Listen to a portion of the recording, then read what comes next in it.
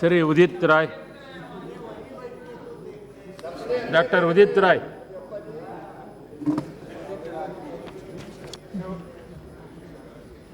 Speaker साहब, हम आंकड़ेबाजी में नहीं जाना चाहेंगे और ये दलित उत्पीड़न का मामला है। BJP versus Congress, Congress versus BJD. अगर इसमें हम उलझाएंगे या उलझने की कोशिश करेंगे तो दलितों का उत्पीड़न कभी भी समाप्त नहीं हो सकता है। ये आंकड़ेबाजी से घटनाएं कम होने वाली नहीं हैं, इससे देश का नुकसान होता रहेगा। हम दो हिस्सों में इसको देखते हैं, एक तो घटना उत्पीड़न और दूसरा उत्पीड़न का स्रोत, उत्पीड़न करने वाली विचारधारा। उत्पीड़न पर तो हम लोग चर्चा कर लेते हैं। हमारे विद्वान दोस्त मुनियप्पा जी ने, इसके पहले साथी ने इंसिडेंट्स के ऊपर चर्चा किया, लेकिन the very source of atrocities जिसके वजह से यह उत्पीड़न होता है, उसके ऊपर चर्चा शायद ही कभी होती है और उसके ऊपर बिना चर्चा किए हुए इन घटनाओं को रोका नहीं जा सकता है। तो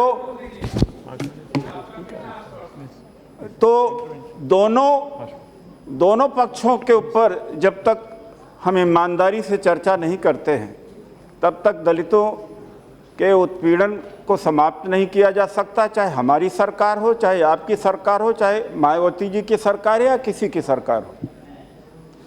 कभी कभी आंकड़े कम और ज़्यादा होते रहते हैं, इतना ही फर्क पड़ता है, क्योंकि यह केवल लॉ एंड ऑर्डर से जुड़ा हुआ प्रश्न नहीं है, बल्कि एक सामाजिक सोच है।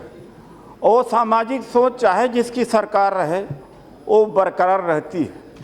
और जब तक उस सामाजिक सोच पर हम हमला नहीं करते हैं, जब तक उसे तोड़ने की कोशिश नहीं करते हैं, तो कभी घटनाएं बढ़ जाएंगी, कभी घटनाएं कम हो जाएंगी, लेकिन इनका खात्मा नहीं हो सकता।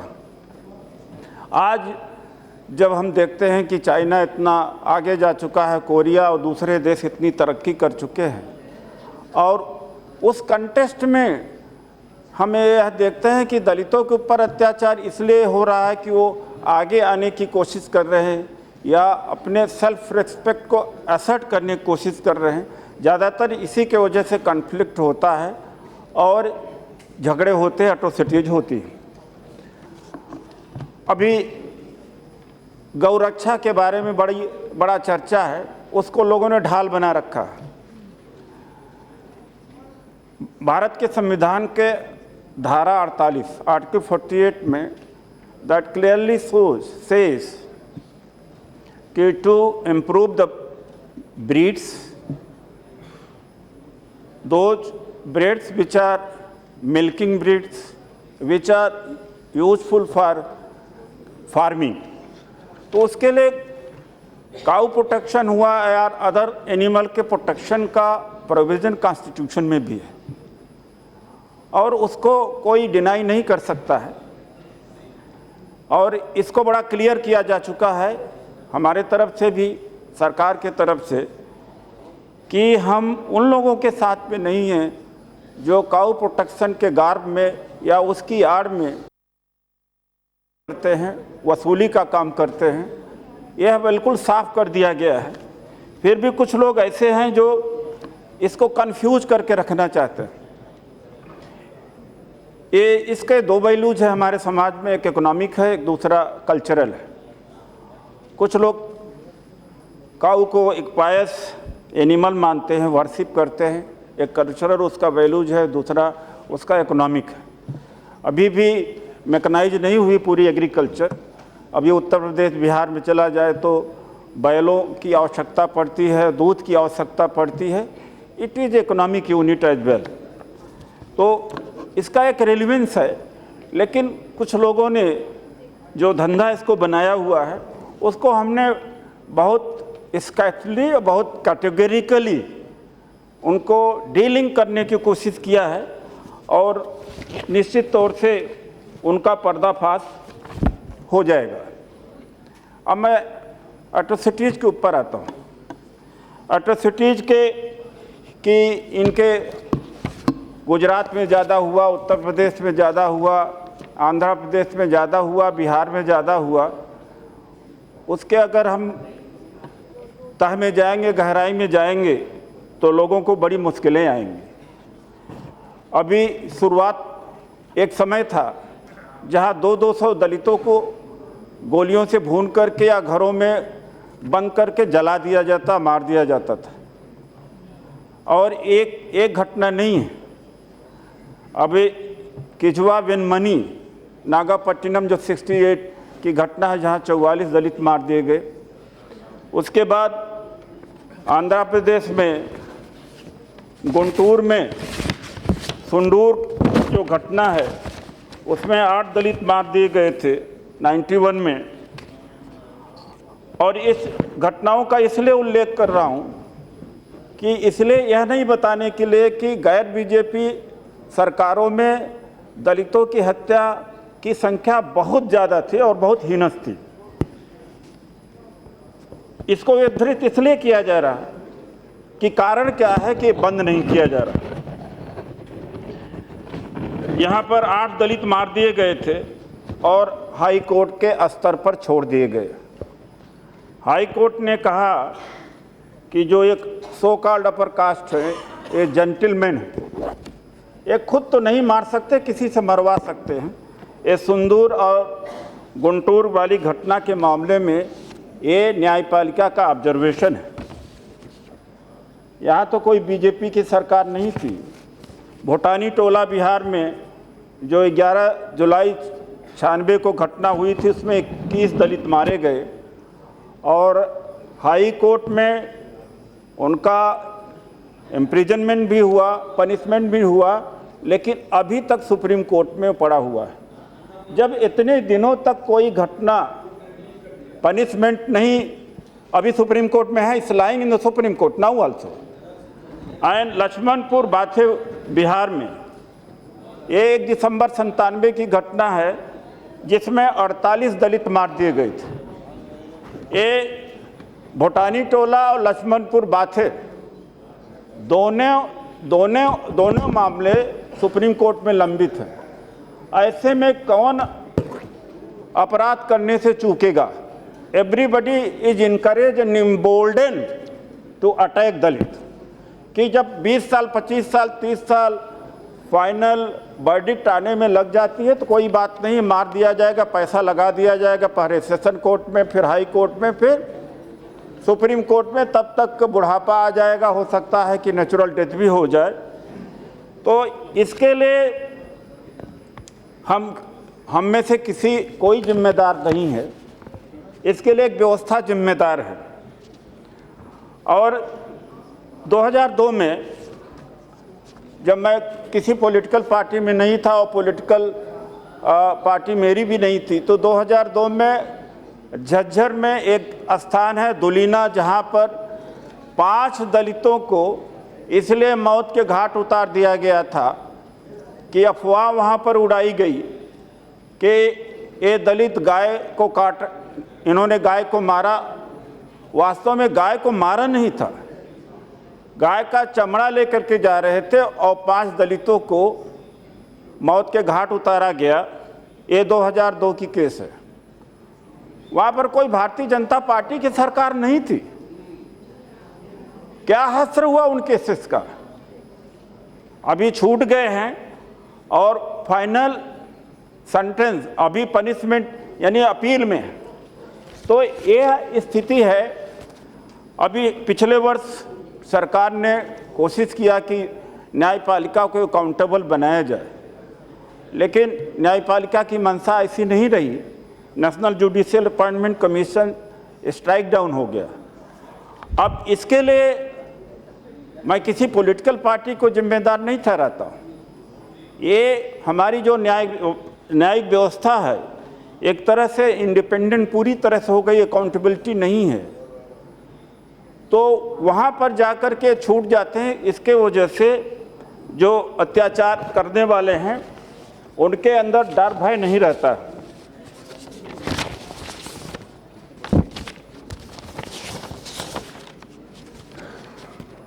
अभी आज के समय में प्रिवेंशन ऑफ एट्रोसिटीज एक्ट के तहत 2 से लेकर के 8% तक कन्विक्शन रेट है। It varies from state to state. किसी स्टेट में कुछ समय पहले बड़ा कोशिश किया गया था, 2012-13 में हम लोगों ने ही कोशिश कराई थी कि एट्रोसिटीज एक्ट के तहत कन्विक्शन रेट क्या है, तो किसी स्टेट में 2% पाया गया था, किसी स्टेट में 8%। तो इतना ज़्यादा प्रिवेंशन ऑफ एट्रोसिटीज एक्ट के तहत कम कन्विक्शन रेट है, जिसके वजह से ये घटनाएं बढ़ती रहती हैं। और तमाम सारी जो केसेस इनिशिएट होते हैं प्रिवेंशन ऑफ एट्रोसिटीज एक्ट में, फाइनली उनका एडजुडिकेशन होता है इंडियन पेनल कोड में। जब इंडियन पेनल कोड में होता है तो ऐसे में सेंटेंस जो लाइट होता है, लाइट सेंटेंस हो जाता है, जिसके वजह से भी एट्रोसिटीज बढ़ती हैं और अत्याचार करने वालों का मनोबल बढ़ जाता है। तो इस पर मैं ध्यान दिलाना चाहूँगा कि इसके ऊपर कुछ सोचा जाना चाहिए, तभी जा कर के इसको रोका जा सकता है। बाबा साहब डॉक्टर अंबेडकर ने कहा था कि पॉलिटिकल डेमोक्रेसी तभी सक्सीड कर सकती जब सोशल डेमोक्रेसी हम इस्टेब्लिश करें। In the realm of politics, we are far more democratic. We may not be the perfect democrat, but in society, अभी भी सोशल डेमोक्रेसी हम स्थापित नहीं कर पाए हैं। इसीलिए जो डेमोक्रेसी का फ्रूट्स है, जो जनता को मिलना चाहिए, देश को मिलना चाहिए, उसका मिल नहीं पा रहा है। यह एक बहुत बड़ा कारण है। और बाबा साहब डॉक्टर अंबेडकर का जो सपना था उसको किसने चकनाचूर किया था? बाबा साहब डॉक्टर अंबेडकर ने जब हिंदू कोड बिल पेश किया था और नेहरू जी उस समय प्रधानमंत्री थे, उनसे सहमति लेकर के, और जब हिंदू कोड बिल पेश करने के पहले उन्होंने सहमति लिया था और उनको पूरा समर्थन देने का वादा किया गया था। और जब बाद में उस बिल की क्रिटिसिज्म बहुत बढ़ गई, कुछ कट्टरपंथी लोग हाउस में थे उस समय, कह रहे ऐसे कैसे हो सकता है, महिलाओं और पुरुषों को बराबरी का अधिकार संपत्ति में कैसे हो सकता है। उसके पहले महिला को डाइवर्स करने का अधिकार नहीं था और पुरुष को कई बहु विवाह करने का अधिकार था। उसको पैरिटी पर, बराबर पर लाने का था कि महिला को भी अगर वो चाहे, कई ऐसी परिस्थितियां उत्पन्न होती हैं तो डाइवर्स कर सकती है। तो उसके ऊपर जब सरकार ने अपना समर्थन खींचा था तो बाबा साहब डॉक्टर अंबेडकर इस्तीफा दे दिए थे। ये तमाम ये सामाजिक क्रांतियां थी, सामाजिक सुधार थे। किसने इसको रोका है? बाबा साहब को चुनाव में किसने हराया है? और उनको इसलिए हराया गया था कि डॉक्टर अंबेडकर दोबारा चुन करके नहीं आ सके। तो हमें नाम उनका उद्धृत करने की आवश्यकता नहीं है, लेकिन किन लोगों ने इस बात को किया है। हमारे एक दलित नेता हैं,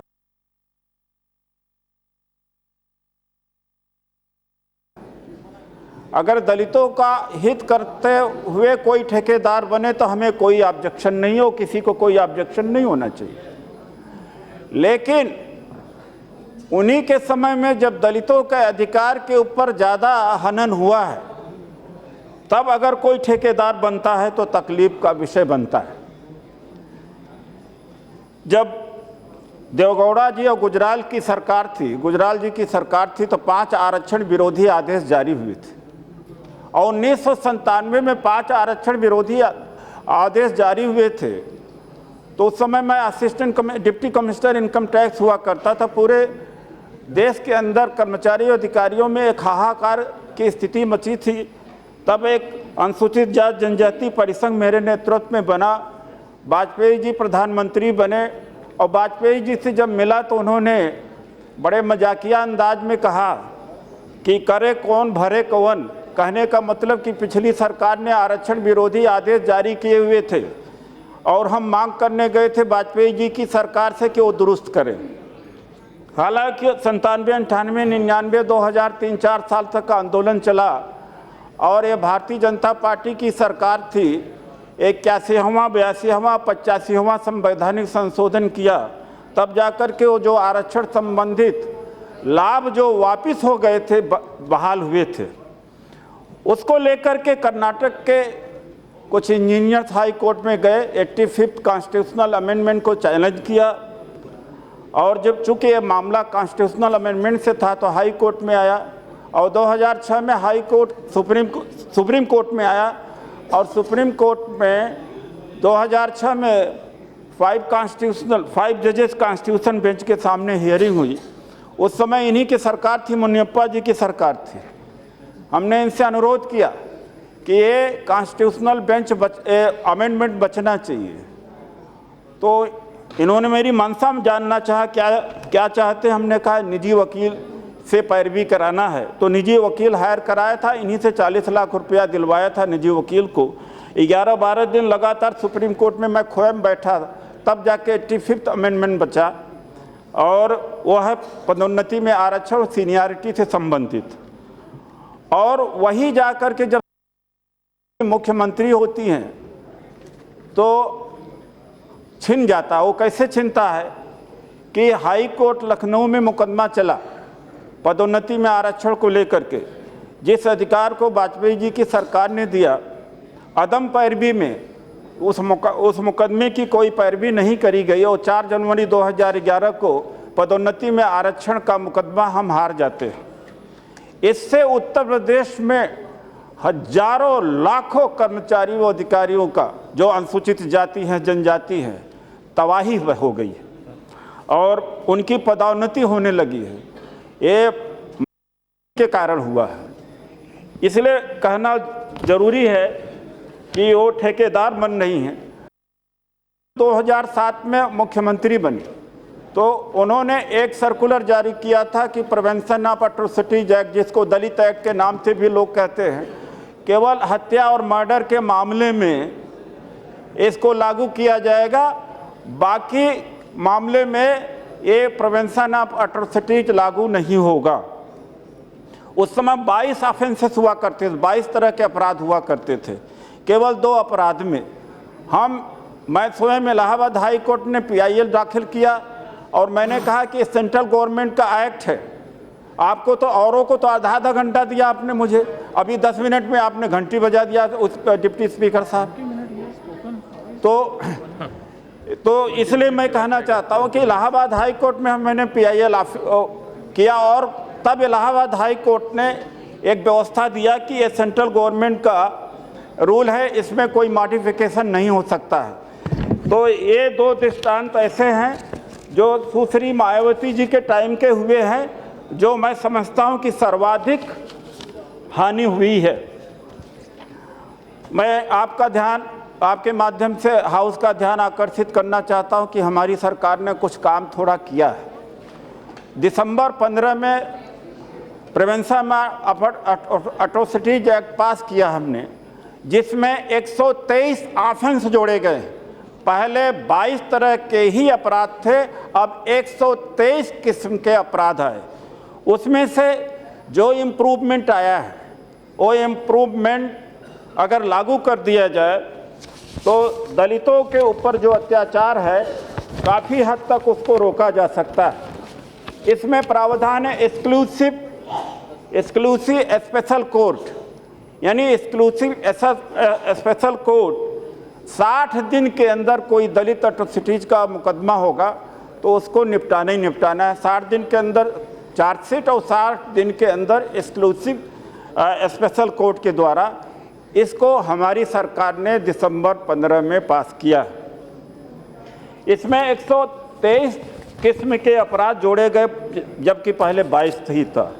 इसमें विक्टिम्स के राइट्स हैं, जो जिसके ऊपर अत्याचार है वो इन्फॉर्मेशन ले सकता है, पुलिस प्रोटेक्शन ले सकता है, उसको सारे डॉक्यूमेंट्स उपलब्ध कराए जा सकेंगे, कंपेंसेशन दिया जाएगा। यह उस दिसंबर 2015 वाले जिस एक्ट को हमने पास किया है, ये उसके प्रोविजो हैं।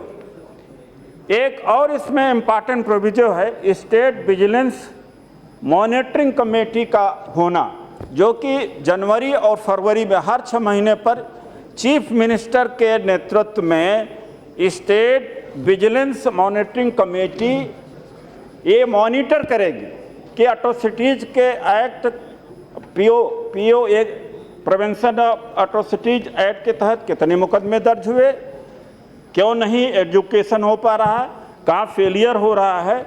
लेकिन दिल्ली में मैं रहता हूँ, दिल्ली सरकार ने आज तक स्टेट विजिलेंस मॉनिटरिंग कमेटी का गठन नहीं किया, और इस राज्यों में हुआ कि नहीं मैं नहीं जानता हूँ।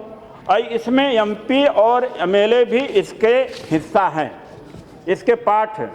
तो एमपी एमएलए मुझे नहीं बुलाया गया, तो इससे यह हम कंक्लूजन ड्रा कर सकते हैं कि दिल्ली सरकार को इस एक्ट के बारे में या इसको इम्प्लीमेंट के बारे में कोई ऐसा चिंता नहीं।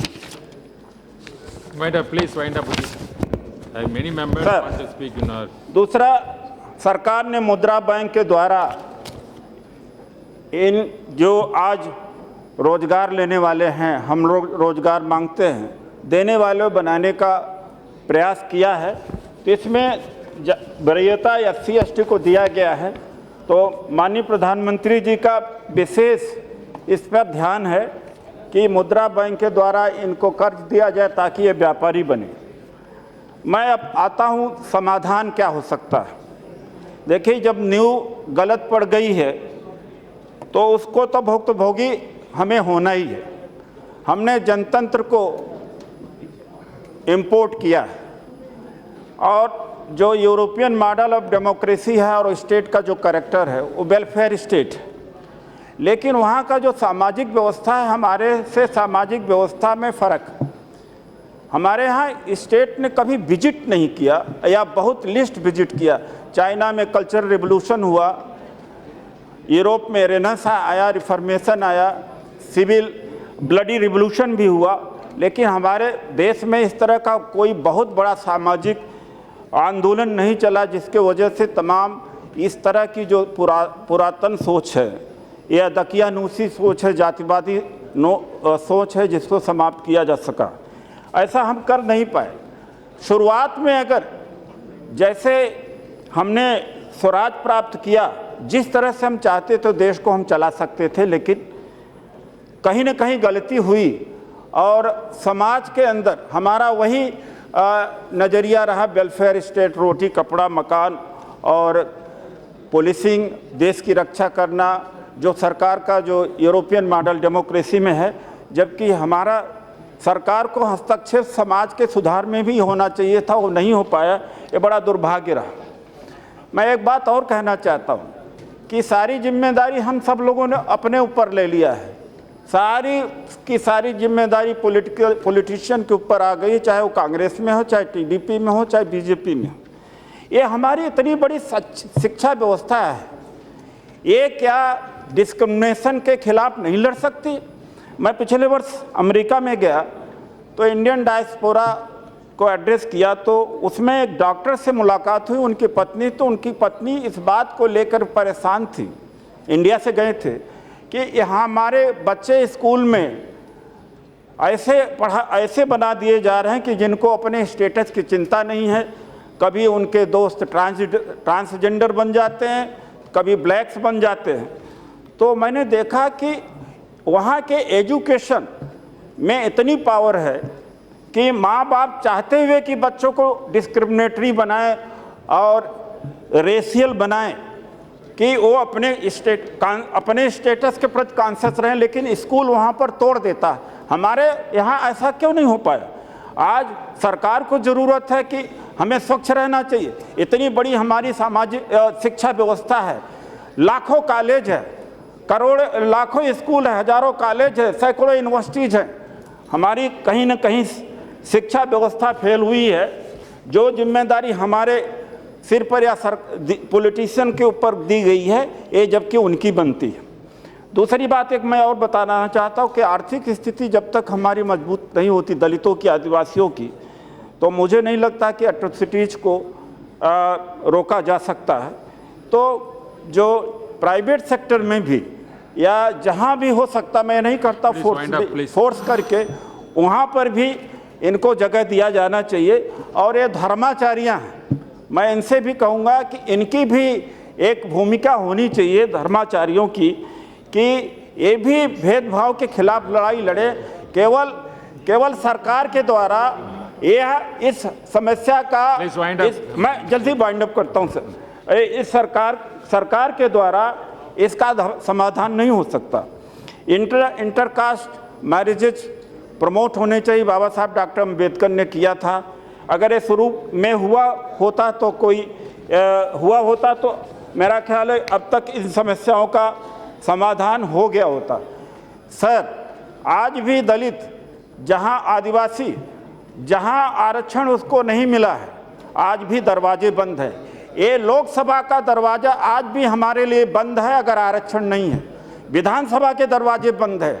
मीडिया के अंदर, कैपिटल मार्केट में, एक्सपोर्ट में, इंपोर्ट में, आर्ट में, कल्चर में, हायर एजुकेशन में, जहाँ जहाँ निजीकरण हुआ वहाँ आप देखिए दलितों की, आदिवासियों की आज भी भागीदारी शून्य के बराबर है।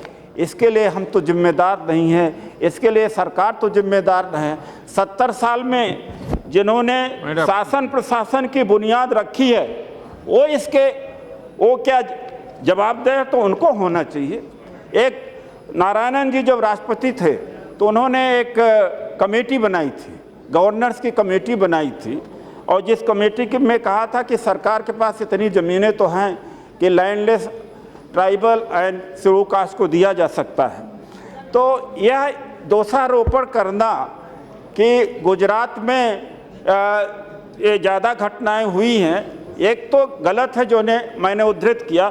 कानपुर में दलित को पीटा गया, मुजफ्फरनगर में दलित को पेशाब पिलाया गया, चिकमगलूर में क्या हुआ दलितों के साथ में, पटना में लाठी बरसाई गई है।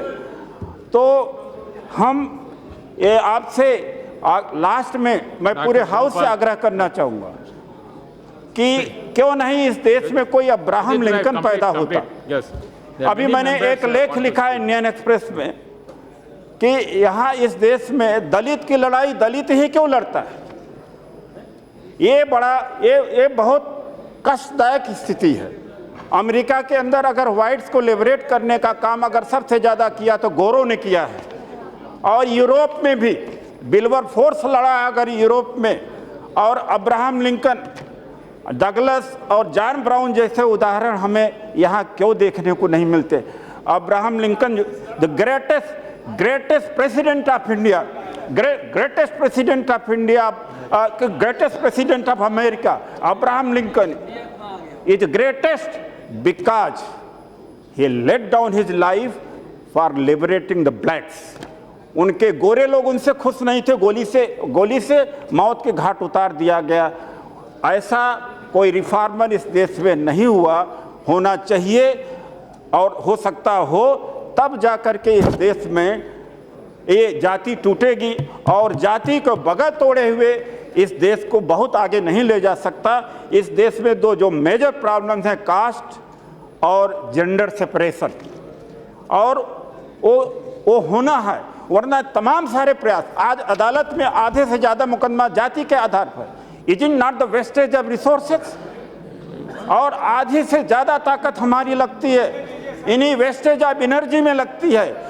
तो फाउंडेशन, अगर हमारी फाउंडेशन ठीक से डाली गई होती तो आज ये हालत इस देश की न होती। हमारे तमाम सारे जो प्रयास हैं गवर्नमेंट के, नॉन गवर्नमेंट के, इसलिए फ्रूटफुल नहीं हो पा रहे हैं। एक मजबूत देश हम इसलिए नहीं बन पा रहे हैं कि हम आपस में लड़े हुए, और हमारा देश हजारों वर्ष तक गुलाम था, इसलिए नहीं कि हमारे बाजुओं में ताकत कम थी या बुद्धि कम थी, हम ज़्यादा ताकतवर थे, हम जातियों में बटे हुए थे। एक छोटा इजराइल सा देश तमाम देशों को कंट्रोल करके रखता है। हमारी एकता, मैं सबसे आग्रह करूंगा कि हम सबको मिलकर के जात पात खत्म करने और जाति उत्पीड़न की लड़ाई लड़ना चाहिए। ये दोषारोपण से हम देश का ही नुकसान करेंगे, न केवल दलितों आदिवासियों का। धन्यवाद।